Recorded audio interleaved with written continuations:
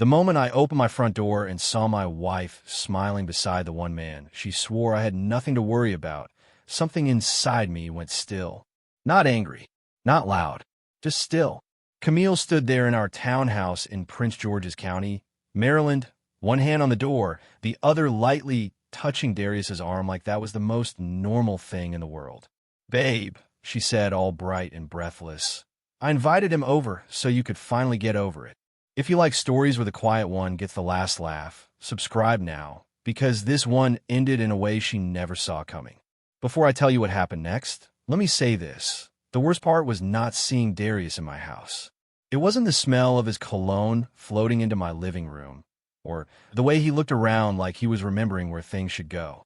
No, the worst part was how relieved Camille looked, like she'd finally forced me into accepting something I'd been too immature to accept before. "See," she said, laughing softly. "This is healthy. Healthy. I almost laughed right there. Tell me in your head, would you have shut the door or let them in? I let them in. My name is Andre. I was 36 then, a logistics manager for a medical supply company in D.C., the kind of job that made me good at details, timing, patterns. Camille was 34, sharp, beautiful, magnetic in the way people call effortless, even though it takes work. She ran an online home decor brand out of a studio space in Hyattsville and had the kind of charm that made strangers overshare in checkout lines. We'd been married 6 years, together for 9, and until Darius started floating back into our lives, I would have told anybody she was my safest place. Funny how fast a home can become a stage.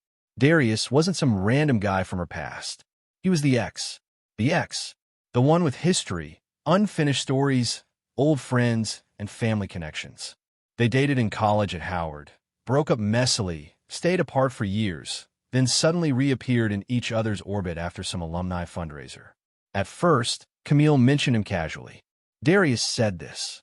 Darius remembers that restaurant. Darius always thought I should launch my own brand. The way she said his name got under my skin, not because I was insecure, but because it sounded familiar. Too familiar.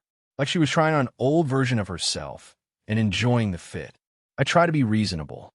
I need that on record because folks love acting like a man only notices disrespect after 10 warning signs and a marching band.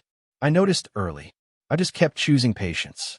When I told Camille I didn't like how often Darius came up, she sighed like I'd disappointed her. "Andre, you're projecting." That was her new favorite word. Projecting. Then came, "You need to heal." Then, "Not everything is a threat." It was like she had downloaded a therapist starter pack and used it only on me. Remember that. The language matters because she used growth to cover plain old disrespect. Things escalated slowly enough that if I listed them one by one, each sounded harmless. A text from Darius late at night. A coffee meeting Camille forgot to mention until after. A selfie with a group from homecoming weekend where he stood just close enough to notice. Then one Friday, she told me she'd invited him to her studio opening because he always believed in my creativity. I remember blinking at her, trying to process the sentence. "Camille," I said, "your husband believes in your creativity." She kissed my cheek and said, "Baby, don't make this weird. Don't make this weird." Phew. That phrase started showing up a lot too. The opening came and went, and I watched my wife drift toward Darius all night like a radio pulling signal. She introduced me to people as my husband, Andre, but introduced him as Darius. Oh my God, we go way back. Not even by title, just by emotion. Every time I approached, they were mid-laugh, mid-memory, mid-something I had no access to. And still, I kept my face calm. I helped break down tables. I drove us home. I listened while she praised his support. Support. I was the one who'd built her shelving, balanced her budget, packed late-night orders, and proofread vendor contracts. But somehow he was support. That night, I asked the question straight. Do you want him back in your life? Or do you want him in our marriage? Camille looked genuinely offended, which almost made me doubt myself for half a second.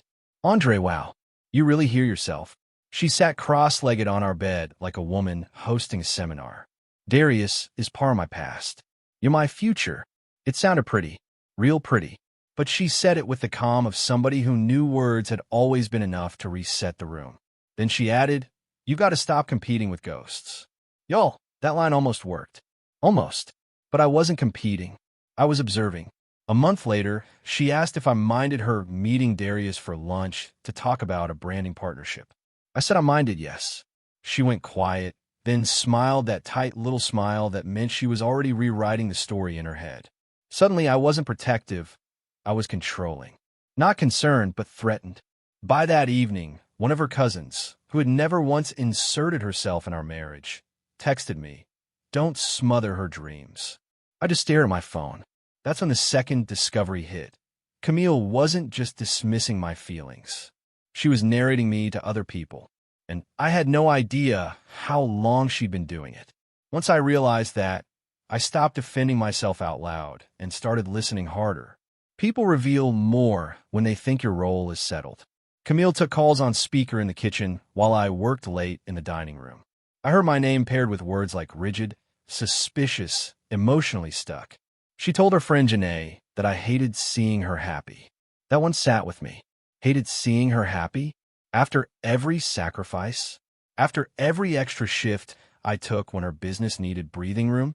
I wanted to interrupt, wanted to demand names, dates, examples. Instead, I stayed quiet, because by then I understood something important. Noise would only help her. Silence would help me. Which brings us back to the night she opened my door to Darius and called it healing. I figured if you saw us together in a normal setting, you'd finally realize there's nothing there, she said. Darius gave me this awkward half nod, like he knew he was out of place, but not enough to leave.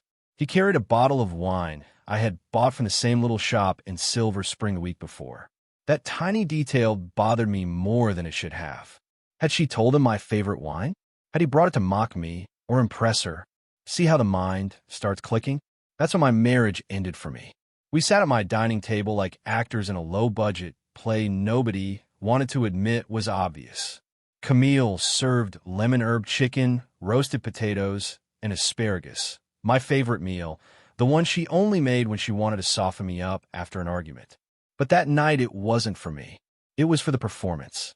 Darius kept saying things like, "Man, I'm glad we can do this," and "Growth looks good on everybody." Growth. There was that word again. Camille kept glancing at me, almost eager, like she wanted me to explode so she could point and say, "See, this is what I've been dealing with."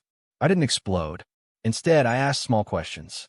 The kind that sound polite, but pull threads. "So how often have y'all been talking?" Camille answered too fast. "Off and on." Darius looked at her before adding, "Mostly these last few months." I nodded. "And whose idea was dinner?" "Mine," she said. "Technically mine too," he said at the same time. They both laughed, but nobody else did. Then I asked how he knew our address, because Camille had always told me she never shared personal details. He hesitated. She sent it the last time." Last time? There had been a last time? Funny. I hadn't been told that. You ever feel the room change and realize only one person in it knows why? That was me. Camille's fork paused halfway to her mouth. Darius looked down. Suddenly, I wasn't sitting with a wife and her harmless friend. I was sitting in the aftershock of a truth nobody had prepared for me to notice. "Last time," I repeated. My voice didn't rise. It got softer. Softer is worse, by the way. Camille jumped in. He dropped off inventory samples from a supplier contact, Andre. "Don't do this. Don't do this." There was again. Like noticing facts was an act of aggression. I just said, "Got it," and kept eating. After dinner, Camille offered dessert. Dessert. Lord. Like we were having company over after church. Darius declined, then lingered at the doorway with his hands in his pockets while Camille walked him out. I stayed inside, and I'm not proud of this, but I stood where I could hear through the cracked storm door. She laughed low and said, "I told you he'd calm down once he saw we were fine." He said, "You sure he bought it?" "Bought it. Bought it." My chest felt hot, then weirdly cold. That was discovery number 3. They had discussed me beforehand. This little healing dinner had been a setup, and I was the audience. When Camille came back in, I was loading plates into the dishwasher. She looked almost disappointed to find me calm. "See," she said, wrapping her arms around my waist from behind. "That wasn't so bad."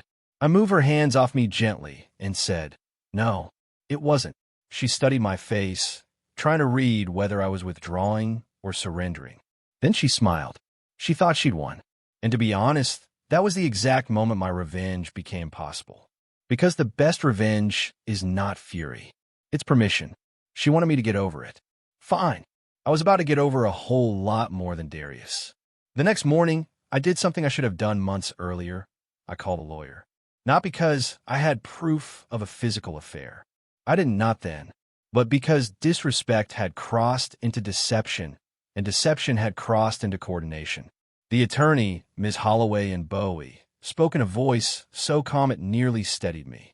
She told me to document everything, separate what I legally could, and above all else, stop announcing my plans.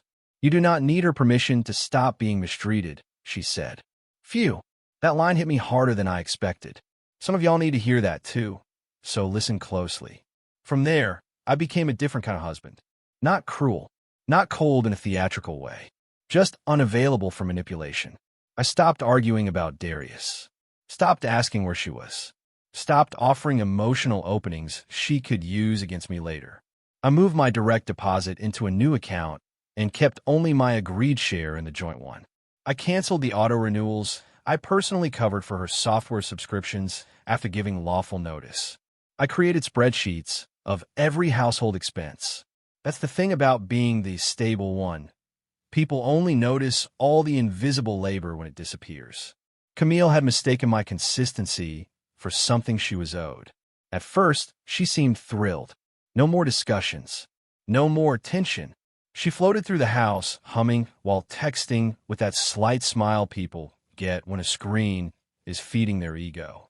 She started staying out later, dressing sharper for networking, and saying things like, "I'm glad you're finally relaxing." Relaxing. MMM. But then the little gaps started showing. She forgot a vendor deadline because I hadn't reminded her. Her shipping labels got delayed because I wasn't there to troubleshoot the printer she never learned. She overdrafted the joint card one week, assuming I would quietly transfer more. I didn't. I covered my portion. Nothing extra. Nothing hidden. Then came discovery number 4, and it dropped into my lap so neatly I almost laughed. Camille left her laptop open on the dining table while taking a shower. I did not snoop through passwords or break into anything. I didn't have to. Her messages were right there on the screen. One from Janae said, "Girl, if Andre leaves, Darius is not husband material." Another from Camille read, "Please, Andre would never leave. He likes being needed. Likes being needed." I had to sit down after that. Not because it hurt more than the dinner, but because it clarified everything. She did not respect my love. She had converted it into certainty. Now, pay attention, because this is where the story turns. Around that time, Camille was preparing for the biggest event of her career, a retail partnership launch with a boutique chain in Baltimore.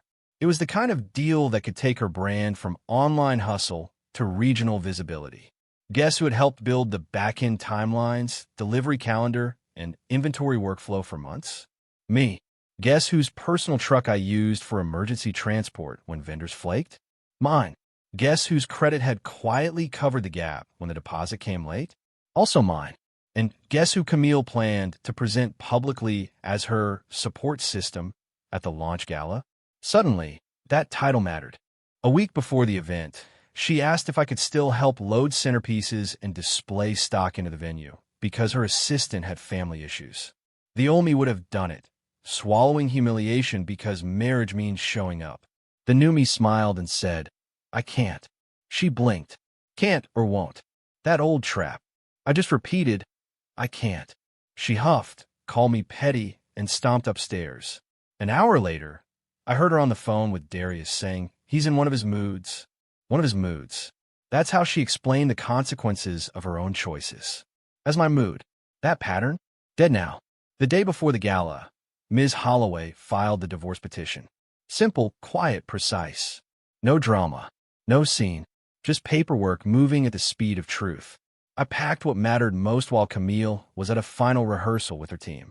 Clothes, documents, framed photos of my parents, the cast iron skillet my uncle gave us as a wedding gift that she never even used right. I left the furniture. Left the giant mirror she insisted made the living room look expensive. Left the curated life she liked posting. By evening, I was in a furnished short-term rental in Colombia, keys in hand, breathing like my lungs had finally been introduced to space. Here's where the irony sharpened. That night, Camille uploaded a soft-focus Instagram story from a venue. Strings of warm lights, gold accents, candles, boxes being arranged. Caption: built with love, faith, and the people who believed in me from day one. People, plural. But guess who wasn't tagged? Her husband. The man whose labor sat in every timeline, invoice, and backup plan. I stared at that post for a long second and actually said out loud, "Oh, wow." Not because it hurt anymore, but because it confirmed I was leaving at exactly the right time. She wanted an image. Fine. The image was about to meet reality.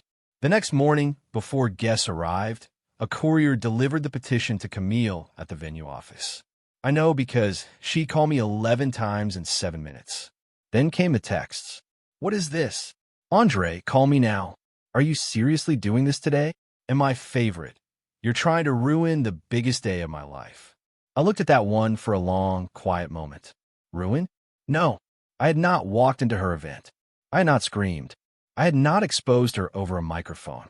I had simply stopped protecting the timing of her life from the consequences of her behavior. There is a difference, and it matters. I answered on call number 12. She was crying before I said hello. "Andre, are you out of your mind? Why would you do this today?" Her voice cracked on today like the word itself should shame me. I leaned back on the rental sofa and said, very calmly, "You told me to finally get over it." I did. Silence. Then a sharp inhale. "That's not what I meant." "I know," I said. "That's why you kept doing it." Phew. Listen, I'm not a dramatic man, but even now, I remember the stillness after that line. It was like truth had entered the room and every lie backed up. What happened next was not a movie-style explosion. It was better.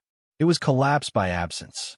The inventory shipment arrived late because the backup transport plan I used to manage had never been reassigned. Her payment to a decorator bounced because she had assumed joint funds still worked the way they used to. Darius showed up in a fitted suit, tried to be there for her, and apparently left halfway through after an argument when Camille asked him to cover a vendor balance. See, Darius liked chemistry, nostalgia, and soft lighting. He did not like invoices, urgency, or commitment. Turns out exes are less romantic when asked to solve real problems. Over the following weeks, more truths surfaced. Friends I thought had judged me reached out after seeing the filing and hearing Camille's version fall apart under basic questions. Janae, yes, that Janae, called to say, "I didn't realize she'd been telling everybody you were jealous just to keep people from questioning Darius." Another friend admitted Darius had been around the studio more than once, always after Camille said I was too intense to understand her creative world. The image cracked everywhere at once. And once people saw how much invisible work I'd been doing, they couldn't unsee it. Funny thing about stability, folks only miss the floor after it's gone. Camille called me one last time about a month later. Not screaming this time, just tired. Small. "I didn't think you'd actually leave," she said. There it was, the raw heart of it. Not remorse for what she'd done. Shocked that my limit had been real. I looked out the apartment window at a gray Maryland afternoon and let that sentence settle between us. Then I said, "I know." She started crying again, saying she was confused, pressured, overwhelmed, that Darius wasn't even worth this. And that part nearly made me laugh because that was never the point. Darius wasn't the reason. He was the mirror. She was the reason. So if you're still here, subscribe because stories like this matter. People think revenge has to be loud to be satisfying. It doesn't. Mine was simple. She wanted me to stop reacting, stop questioning, stop standing in the way of the version of herself she wanted to perform. So I did. I got over Darius. I got over the gaslighting. And eventually, I got over her. The clever part, the ironic part, is that her life didn't start slipping when I fought back. It started slipping when I finally stepped back. And the last thing I ever said to Camille was this: "I got over him. Then I got over you."